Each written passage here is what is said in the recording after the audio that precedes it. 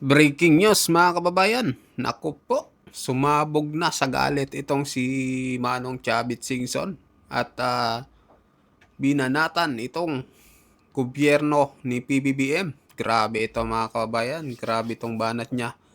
Sabi niya dito, kung talagang seryoso siya, imbestigahan niya daw muna yung probinsya niya, which is itong ang Ilocos Norte mga kababayan. At sabi niya pa, mag-imbestigahan kami. Imbestigahan ko yung yung Ilocos Norte. Siya imbestigahan niya daw yung yung Ilocos Sur. So, grabe itong hamon ni Manong Chavit Singson, mga kababayan. So, papalag kaya dito si Marcos Jr., mga kababayan. So, panoorin nyo na. Ito na. To show, being the president, you show transparency, accountability, honesty, para maniwala ng tao.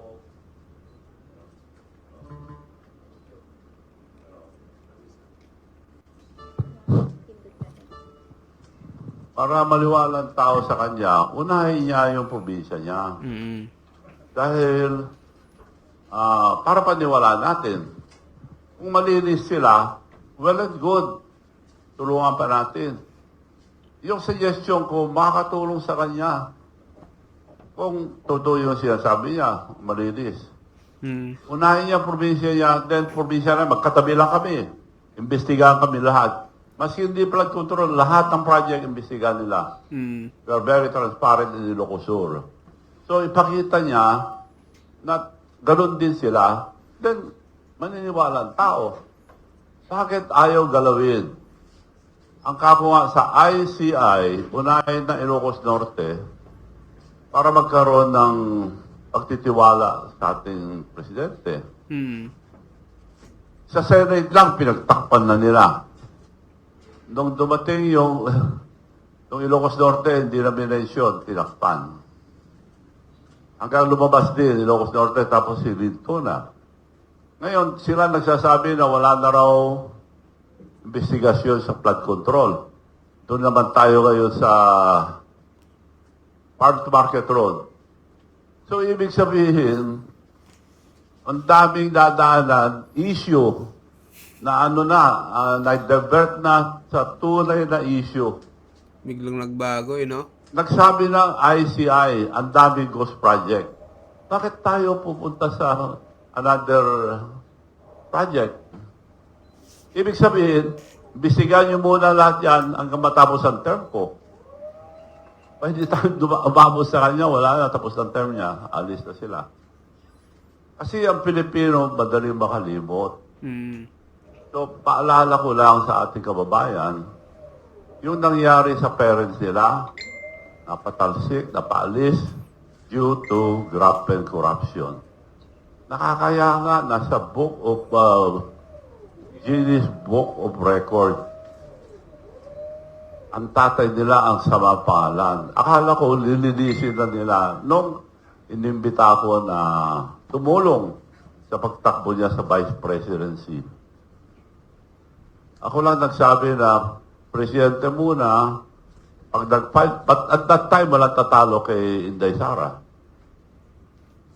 So ako lang nagsabi na presidente muna, pero pag nag-file si Sara, you have to slide down. I have the leverage to talk to Sara. Ikaw ang vice, protected ka na. Palakpakan pa yung mga leaders. Sabi niya, thank you, Manong. Yun lang. So all the way, tinulungan ko. Pera, lahat, nagkakawa ng kontribusyon. So, nakalimutan ako, okay lang, wala akong samaan loob doon. Talagang ganyan ang buhay eh. Kaya lang may Alzheimer ka ako dahil nakalimutan na nga eh. Of course, tumulong ako.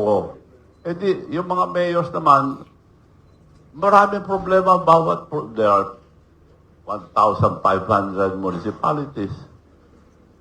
Halos lahat siyempre sasabihin nila ang mga problema nila. So, gusto ko man dalhin na, wala na. So, nagtataka kami lahat, okay lang, wala tayong magawa kung yun ang gusto nila. Pinagantay ako ng pinagantay for 3 years. Antay ka lang, antay. hanggang naging anti-Marcos na ako. So, yun po ang nangyari. Naging anti-Marcos na Sana tuloy po, si Manong Chavit. wag tayong pabudol. Dahil ang liwanag, sinabi na ang ICI, maraming ghost project. Bakit tayo pupunta sa Farm Market Road? Bakit pinaimbisigan ngayon mga iba? Hindi naman po tayo gago lahat ng mga Pilipino. Parang ginagago na tayo mga Pilipino. Siya naglabas. May Alzheimer nga siya dahil hindi niya alam, damay siya. Sila ang target, third biggest beneficiary of the Diskaya. Paano nakakuha si Diskaya ng 31 billion in 3 years? Na Grabe. term ni BBM. 31 billion nakuha niya. Matagal na ako sa construction business. Never ako nakatanggap ng 1 billion na nakapag-project ng 1 billion. Ngayon, ako pa binibitangan ngayon. Wala kami project ni Diskaya ron. Wala kaming... sa akin listahan lahat. Si Diskaya, 31 billion nakuha. Sino nagbigay nun? May connection sa taas. Mm. Paano nakarating ang mga Diskaya sa Ilocos Norte? Yun, iniwanag nila bakit nandun. Ano yung mga project niya? Diskaya have 38 projects in Ilocos Norte. Ipakita nila yung mga project nila doon, then we should believe him. Ngayon, dinay-divert na. Ang nangyayari ngayon, diversionary tactic. Iba na ang sinasabi nila. Wala nang flood control. So, yun ang sitwasyon natin ngayon. Ano mangyayari sa ating bansa? Wala nang progress yan. Ang ekonomiya natin, wala nang progress. Retrogression na, retrogress. Hindi progress. Ibig sabihin, kabaliktaran ng progress. So, yun po mangyayari sa atin. O hindi nila ayusin.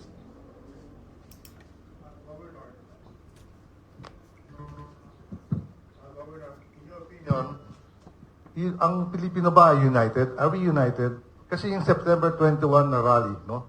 Parang iba-ibang grupo, watak-watak. Ano palagay nyo? Wala po mangyayari sa mga rally-rally.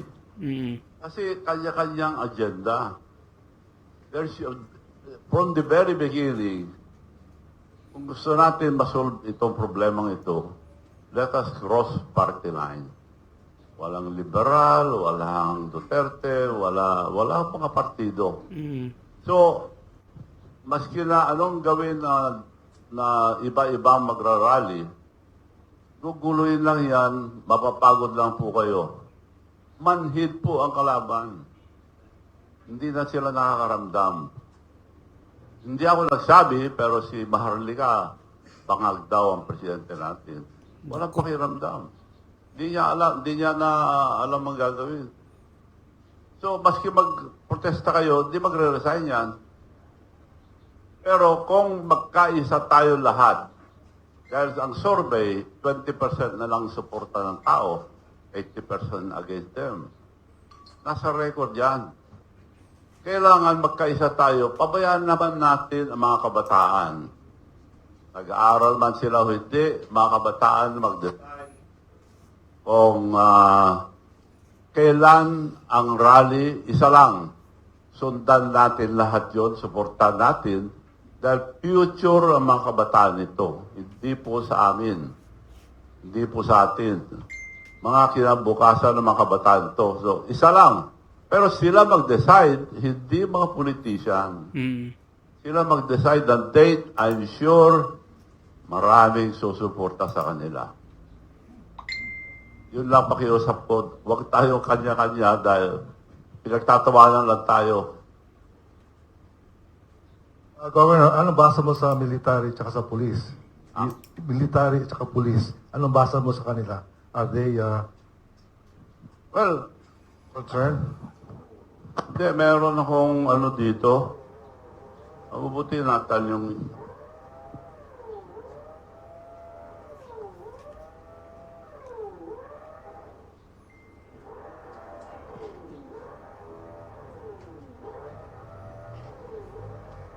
Later on, I will ask you, open forum, so you can ask your questions, but make it brief, okay, and to the point.